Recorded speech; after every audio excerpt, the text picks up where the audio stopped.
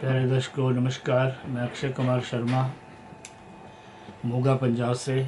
जैसे मैंने आपको पहले बताया है कि ग्रह राशि नक्षत्र उनके स्वभाव जो संक्षेप में बताया गया है, आगे चल के विस्तार से करेंगे।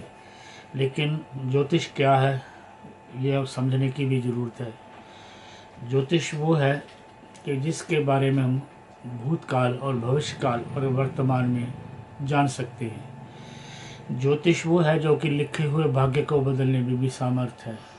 ज्योतिषों से कहते हैं कि अगर आपकी कुंडली में निर्धन का योग है तो धनवान कैसे बने। ज्योतिष के मुख्यतः वेदों के छठे अंग में आता है।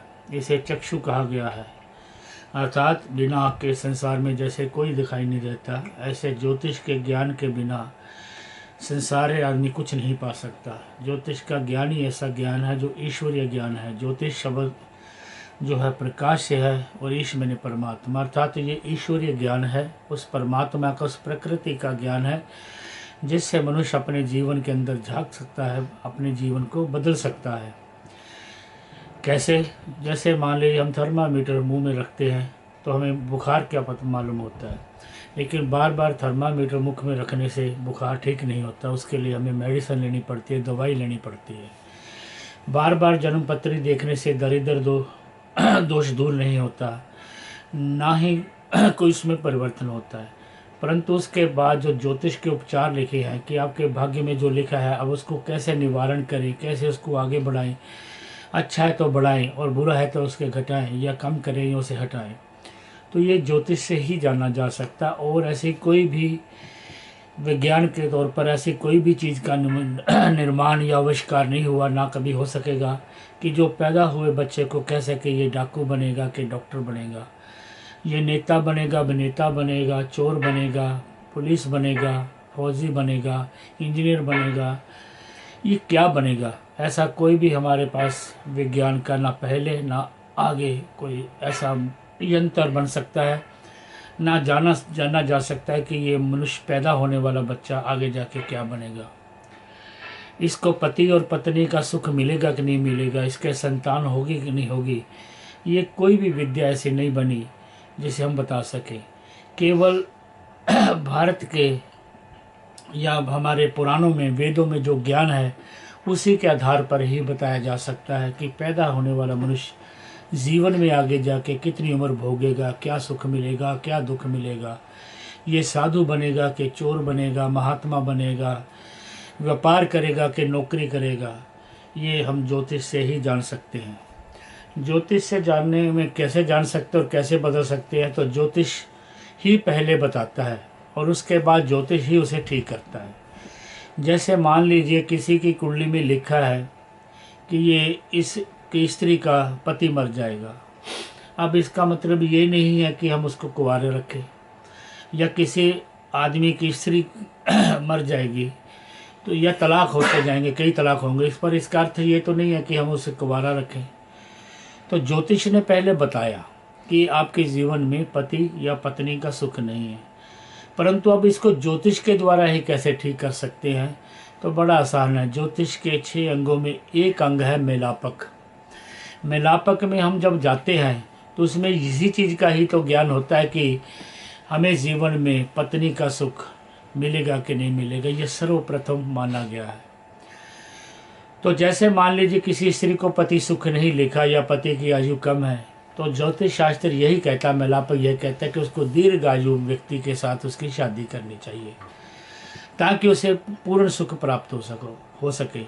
अगर उस स्त्री की मध्यम आयु या बिना आयु का विचार किए कहते अल्प आयु पति से शादी हो जाती है, तो वो तो निश्चित हो जाएगा कि जो नहीं होने वाली घटना बड़ी जल्दी में घट जाएगी। इसी प्रकार मान लो किसी के संतानहीन का योग है, किसी के बच्चा होने का योग नहीं है, तो उसको बहु संतान वाले, जिसके अधिक संतान का योग हो जन्मपत्री में, अगर हम उससे शादी कर दें तो उसको संतान होने का योग बन जाएगा। भले ही 2 या 1 ही संतान का योग हो, परंतु वह संतान का योग उसे अवश्य बनेगा। ठीक इसी प्रकार किसी दारिद्र्य का योग है और उसको ऐसे पुरुषार्थी पुरुष से या ऐसे धनवान पुरुष से या स्त्री से विवाह हो जाए या कुंडली का मिलाप हो जाए तो ये रोग भी अपने आप कट जाता है। ऐसे ही किसी रोगी का अगर विवाह करना हो तो देखना पड़ेगा कि जिसकी स्त्री को निरोगी प्राप्त होने का योग हो या निरोगी मिले या उसको स्त्री के तंदुरुस्त रहने का योग हो, तो उस स्त्री के साथ या पुरुष के साथ शादी करने पर उसके रोगों का निवारण भी होता है।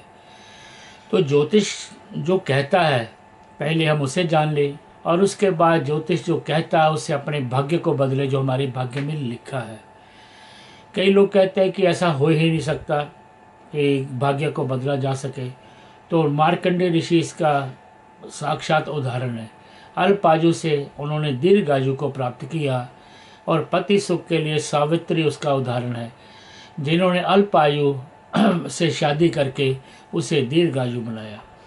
और भी ऐसे हमारे कर्मकांड में, ज्योतिष में, वेदों में, मंत्र में, पुराणों में लिखा हुआ है कि क्या उपाय करने से किस चीज़ की प्राप्ति होती है, कैसे धनवान बना जा सकता है, कैसे दीर्घायु बना जा सकता है, कैसे शरीर को तंदुरुस्त रखना होता है। जैसे मैं ये मान लूँ कि किसी आदमी को जन्म से ही कोई बीमारी है और उसे तंदुरुस्त रहना है, तो ऐसे व्यक्ति को सूर्य का उपासक होना चाहिए।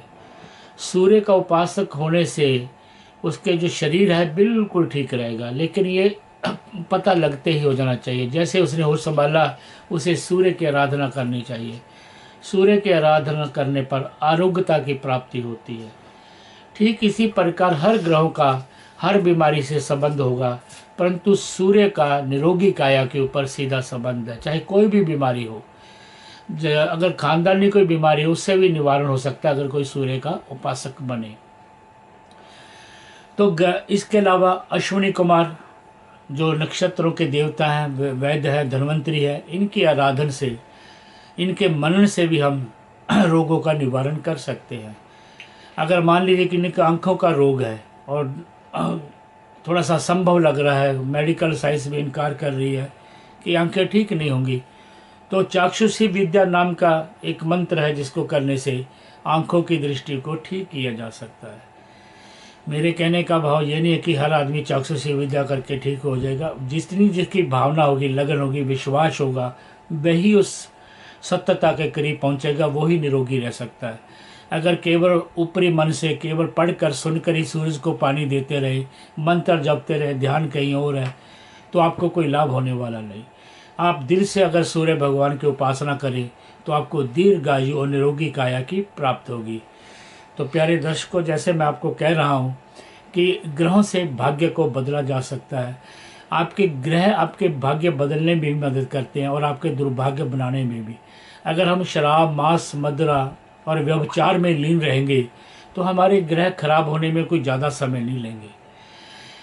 जितने बुरे व्यसनों में जाएंगे तो क्रूर ग्रह, खास तौर पर शनि और राहु, ये आपके इतने विपरीत हो जाएंगे कि आपको जेल की हवा भी खानी पड़े, जो आपका धन और राज्य है वो नष्ट हो जाए, आप बड़े ऑफिसर होकर भी जेल में चले जाएं, नेता होकर भी जेल में चले जाएं और फिर दोबारा कभी आप वापसी ना कर सकें।